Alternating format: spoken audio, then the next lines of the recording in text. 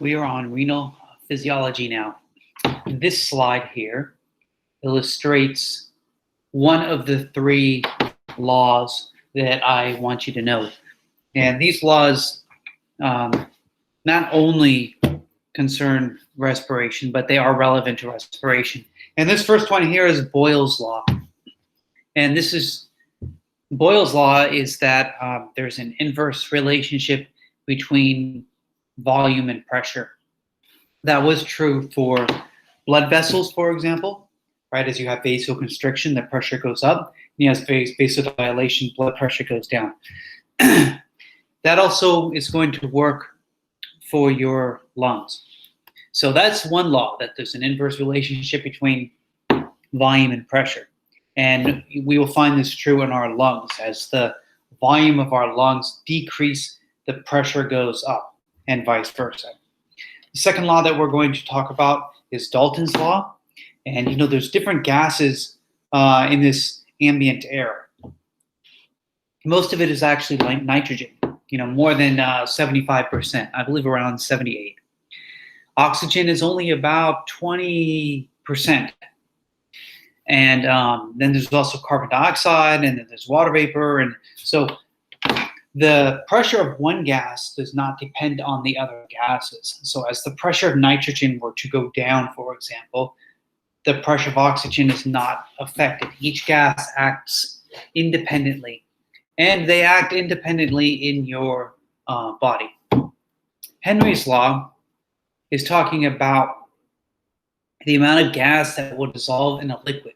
So here, for the body, we're talking about oxygen dissolving in blood. So in this case, the liquid's blood and the gas is oxygen.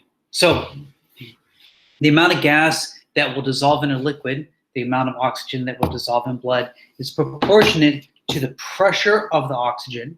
So the higher the pressure, the more will dissolve in your blood, and that kind of makes sense. And then the solubility of the liquid, or the solubility of the blood. And so we're going to get to that. So let's take Boyle's law first and apply it. So breathing in is an active process, meaning that it uses energy. So anything that's active uses energy. Things that are passive do not need energy.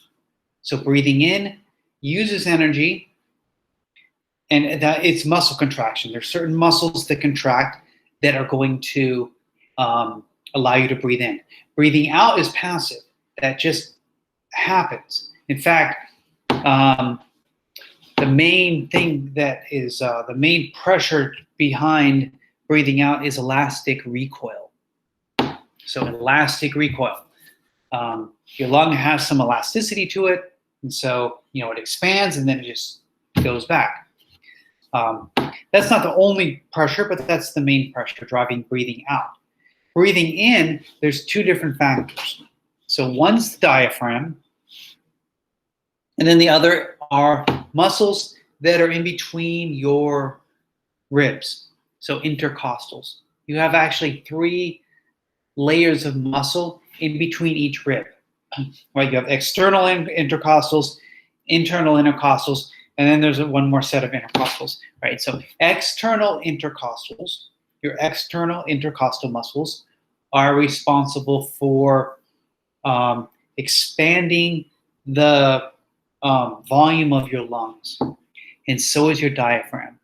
So as you see on this slide, your diaphragm is doing the bulk of it, right? About 75% of eupnea, meaning breathing, just normal breathing, is because of the diaphragm, and about 25% is because of the rib cage. So let's look at the rib cage first. The bucket handle is a very good example of, or very good illustration of. This is a very good illustration of how your intercostals, or lifting the rib cage, increases the volume in your thorax. Right, the area here, right? So your rib cage lifts, it increases the volume of your lungs, and so as your lungs get, the volume increases, the pressure goes down. So that's one way. The other way is your diaphragm. So as your diaphragm contracts, it flattens down. So here on your left, this is the diaphragm normally. It's concave or convex, whatever, I can't remember. And then when the diaphragm contracts, that diaphragm flattens out, and that allows for the lungs to get larger. So when the lungs get larger, what happens to the pressure? That's Boyle's law. Lungs get larger, pressure goes down. Now, gases or air is kind of like other things in your body. It moves by diffusion. So gases move around our body by diffusion. Remember, diffusion is higher concentration to lower concentration. In this case, we're talking about pressure. So higher pressure to lower pressure. So gases move from higher pressure to lower pressure. Look on the news when they're talking about weather, and they're always going like this and like this. The H's are always going to the L's. So if it's raining where the high pressure front or system or whatever is, and we're low, the rain's going to come to us. Right? So you'll notice that. So higher pressure to lower pressure. So diaphragm contracts, lungs get bigger, pressure inside goes down to a point that's lower than the pressure in this ambient air around us. And so the pressure in the ambient air, the air around us, becomes higher than the pressure inside of our lungs. So the pressure outside wants to go into our lungs because that's where pressure is lower. So I'll just do it one more time. Diaphragm flattens, lungs get larger, pressure inside lungs goes down to a point that's lower than the pressure outside. Then the air out here goes into our lungs. You can say the same thing about the bucket handle. So when you lift the bucket handle, the volume becomes more. Same thing. Pressure goes down, air from outside wants to come in. So it's not like we're sucking in air. It's more of like air wants to go in. So that is Boyle's law. You need to know what Boyle's law is. And for me personally, I'm not really concerned with the exact numbers here about like atmospheric pressure, because remember, this is atmospheric pressure. So we're talking about all the gases in the air in general, right? I would be more concerned with just oxygen. You know, what's just the pressure of oxygen by itself, and what's the pressure of carbon dioxide by itself? Because those are the two gases we're interested in, not nitrogen or anything else. So same thing here. It's the same thing that I just told you. Breathing out is because of elastic recoil, and also your internal intercostals help you to breathe out. And if you're breathing out, like forcefully breathing out, like trying to breathe out, your abdominals can also help in that, right? But normally people shouldn't be trying to breathe out. That's a sign that somebody has some kind of pulmonary disease, COPD or something. They like that, right? Their lips, pursed lips. That's one sign. You can see it across the room, right? They're trying to breathe out, and they're never people that have like advanced COPD. They're never just like laying back like this, right? Never. They're always like up, right? Because anyway. Okay, this slide represents different capacities, and I want you to know these capacities. And this is kind of separate than the three laws at this point. This doesn't really have to do with the three laws necessarily. But the most important one of these, in my opinion, is tidal volume, and that's just the tide, the tide in and out, right? Just a regular breath in and out. It's half a liter. Remember, half a liter is like 500 milliliters, half a liter, same thing, right? And that's about a water bottle, right? So that's a normal breath in and out. It's tidal volume. If you want to take Because sometimes what they'll do is they'll take tidal volume times times a minute. So we'll call that minute ventilation, right? And so 500 mils times. So how many times do you breathe a minute? Anywhere from 12 to 20, right? So I'll take 500 times 14, and so that would be like around 7 liters or 7,000 milliliters. Anyway, this number I want you to know, tidal volume. You need to know, like, I want you to know the number. But so tidal volume is a normal breath. I'd like you to know the number. But there's other things, that's a normal breath. How much can we fit in our lungs? Like, if you breathe in as much as you possibly could. Well, that's inspiratory capacity. So that's this arrow right here. So and you see it's a big difference, right? So normal breath in, 500 mils. Then I take as much as I possibly can. I can put an additional 3.1 liters or 3,100 milliliters in there. So you take the 3,100, you add 5 to it, that's where we're getting 36. So normal breath, half a liter, but I can get another 3+ liters in there. So that's inspiratory capacity. Now let's look at breathing out. We breathe out, and then you push everything you possibly could out of your lungs. And that's a common test in pulmonology. Right? So you breathe out and then push everything out you can. You're not going to push everything out, but you could push out. So you breathe out 500 mils, and then you can push out another 1,200 milliliters.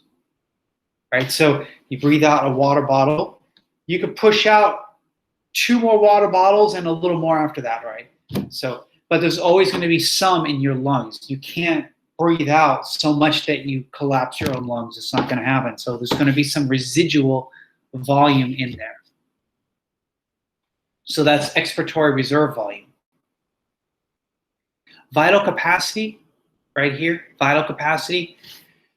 How much can you breathe in? Maximum breathing in, maximum breathing out. How much? You see the tidal volume is just like a tide in and a tide out, right? What's the maximum that can come in? What's the maximum that can go out? And that's vital capacity. And then, so, I want you to know what these volumes are. I want you to be able to define them. As far as numbers, the tidal volume is important. And so another thing is that not all of this air, so let's go and look at the tidal volume, 500 milliliters. Not 100% of that air from the outside is going to get into my alveoli and into my blood, right? So not all of that is going to reach the alveoli, right? And when you take that last bit of breath, some of that air is stuck in your trachea, different places, right? It makes it to your bronchioles, but it doesn't quite get into your lungs, and then you breathe out, right? So only about 70% of that gets to your alveoli. So there is something called like an alveolar ventilation rate. And so that would be about 70%. So if I were to take this number, 500 mils, and I take 70% of that number, then I would have like 350 milliliters. So anyway, again, that number 350, that's not really important, but about 70% of the air that you breathe in actually reaches your alveoli. The rest, we just call it dead space. So there's a summation. I just said it. I should have went to my next slide.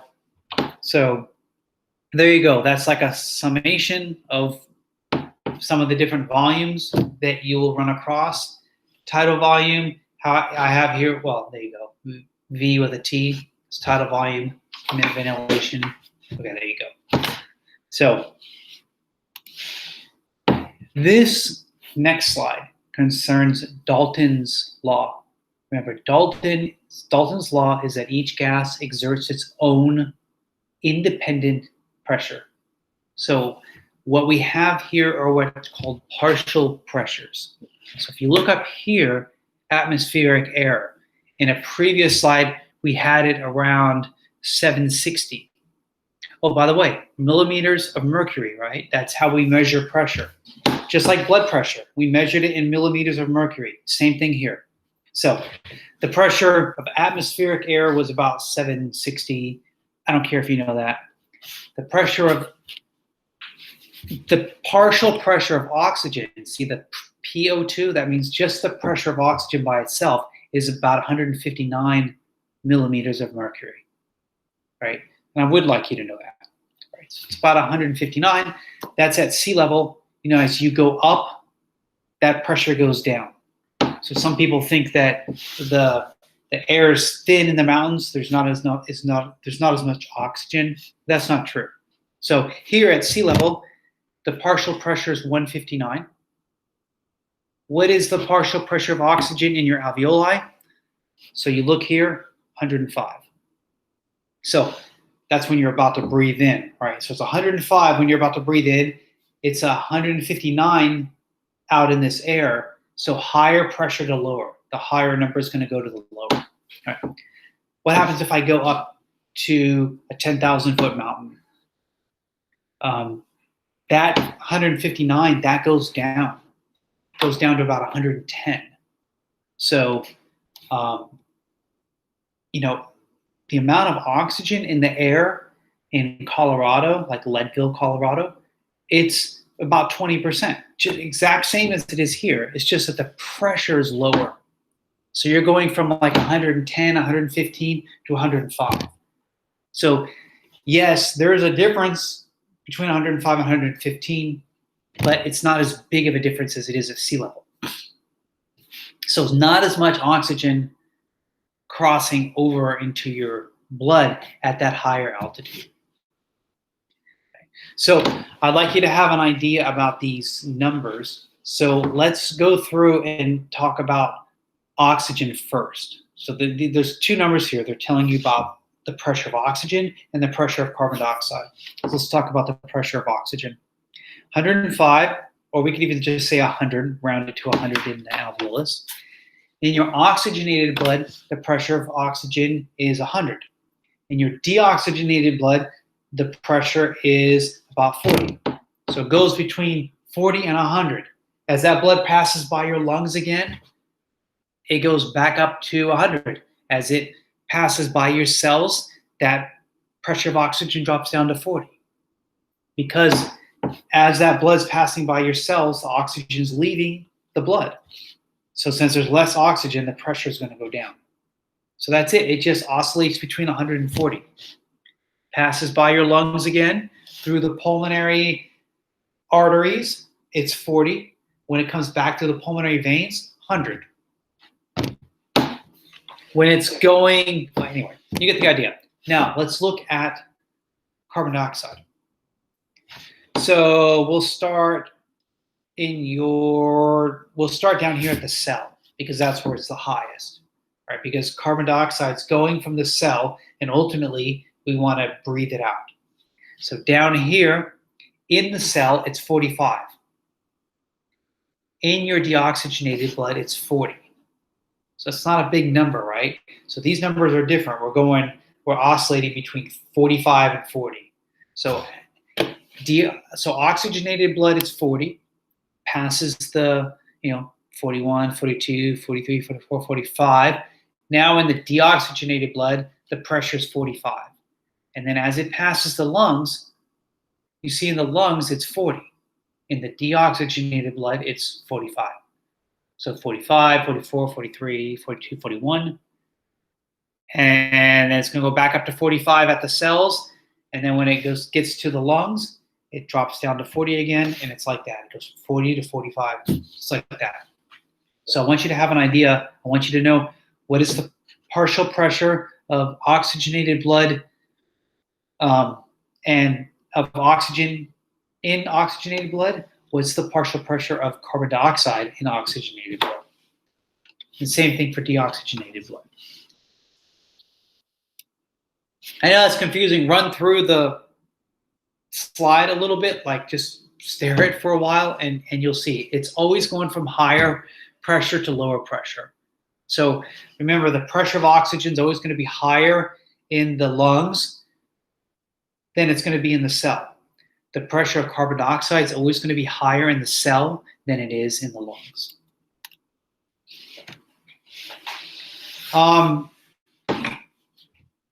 And so, yeah, we were talking about, again,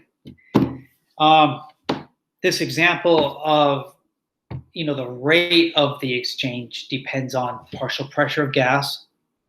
We talked about that, like being up in the mountains, how it goes down. Then the surface area available. And so I'm telling you here that some diseases, pulmonary fibrosis, sclerosis, they sclerotize or like make the alveoli hard, right? So you're breathing in oxygen, the oxygen's hitting up against the alveolus, but it's scar. It's like scar tissue, and it can't pass through it. Because in the example of like pulmonary fibrosis, it's like an autoimmune disease. So your body's attacking itself, right? And you're always going to respond to that. So because your body's trying to attack the alveoli are going to build themselves even tougher, and they're going to thicken the respiratory membrane. Right? So then at that point, the oxygen can't get through. And so you'd be like, well, what could you do? Well, you can increase the pressure to counter that, right? So that's why you'll see people with like a nasal cannula. I mean, theoretically, if it gets bad enough, you put a non-rebreather on them.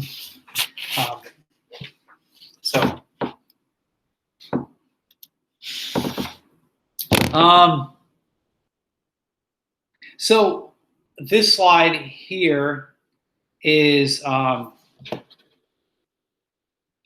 about hemoglobin saturation. So a lot of this is all Henry's law.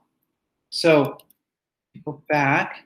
Henry's law is like the long one, right? So we're talking about the amount of gas that will dissolve in a liquid, right? So it depends on the pressure of the gas. All right, we've already talked about that. And then the solubility of the liquid. So really what we're talking about is the solubility of the blood.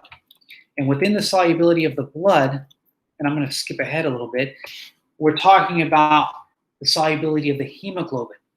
So oxygen uses hemoglobin. Almost all of the oxygen is using hemoglobin to be transported through the blood.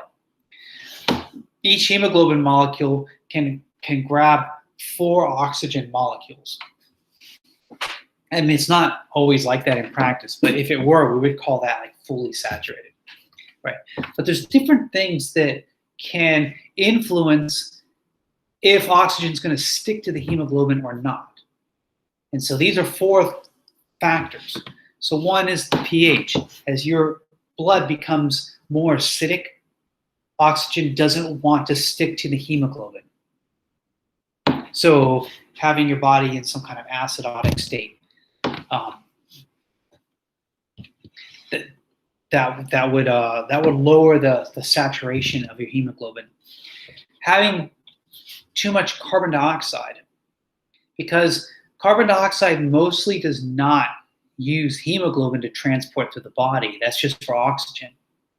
Carbon dioxide uses something called bicarbonate ions, mostly. But once in a while, to a small extent, it will go on hemoglobin. But if there's too much carbon dioxide in the body, then yeah, it will displace oxygen. It'll start riding the hemoglobin and taking up the spots that oxygen should be using. So both of these 2 reasons here are like things we don't want to happen, right? We would consider these problems. These 2 down here are also reasons that oxygen wouldn't stick to hemoglobin, but they're reasons that are like okay. So one, heat. As our blood goes up in temperature, the oxygen doesn't stick to the hemoglobin. In this case, we kind of want that because let's say we're trying to repair a wound, or you're trying to grow, or you're trying to fight an infection. you need to offload oxygen because you need it to get off and go do whatever it's supposed to do. Go to the cells to make things happen, to make ATP. So in that case, you want it, right? And then there's this other molecule called biphosphoglycerate, or BPG. Everyone calls it BPG. Same thing. There's hormones like growth hormone and thyroid hormones that make this chemical, and this chemical is going to cause oxygen it lowers the affinity of oxygen for hemoglobin. Right? In other words, it causes oxygen to break off of hemoglobin. And in this case, you want it. Right? So these first two cases, these are cases that you don't want. If your body's in like acid ketosis or something like that, you don't want that. The second two cases are more, if you're running a fever or if you're just running hotter because you're growing, and same thing with BPG. You would want those things. So this is just kind of showing you the same thing we just talked about. So, blood has a pH of 7.4. And remember, the range is really short, 7.35 to 7.45. So you see here, this blood is 7.2. That's considered acidic. That's acidosis because, yes, it's above 7, but not when we're talking about blood, right? So neutral for blood, 7.4. So we don't want it to be above or below. And these curves are just showing you. This is like a normal curve, and when I run up this way, this is like the percent saturation, and this is the pressure. So as your blood becomes more acidic, then you see the saturation curve goes down. And over here, it's the same thing. As the blood becomes has more carbon dioxide, as you produce more carbon dioxide in the blood, the percent of saturation goes down. So there's like a balance with each of these, with acid, with pH, and with carbon dioxide. There's like a balance that it needs to keep. Oh, and this is temperature, right? So as you see, as the temperature goes up, oxygen tends to have a lower affinity. And as temperature goes down, it tends to stay on the hemoglobin. That's not good either. You don't want it to stay on too long, and you don't want it to not attach, at the lungs. Right? So you got to keep this balance. And I was just saying, carbon dioxide, most of it uses bicarbonate ions. So some of it is dissolved in plasma, why did I put 7.5? 75. About 7% is what I really wanted to say. About 7% is dissolved in blood plasma. And you don't need to know the exact amount. And some uses proteins. So some carbon dioxide will use proteins like hemoglobin. All right, so there's a little bit. I put here 23%. But most of it, and this is what I want you to know, most of it uses bicarbonate ions. For me, I don't need you to know the chemical equation. I just put it on there. What I'm trying to say is carbon dioxide can combine with water, and it forms this HCO3 negative. That's bicarbonate. That you should know. I'm not going to test you on it, but at least now. But once we get to electrolytes and things like that, you should know it, because we consider bicarbonate an electrolyte. So, and then also you should know this. These are called protons, right? And so we'll talk more about that next chapter. But this was kind of like, this is what it forms. It forms bicarbonate ions and then protons, and it can move either direction. But the important thing from this slide is oxygen uses hemoglobin. Carbon dioxide uses bicarbonate ions. All right. I think I ran over the 15 minutes that I wanted to allocate for this, but that's all I have on physiology, on respiratory physiology.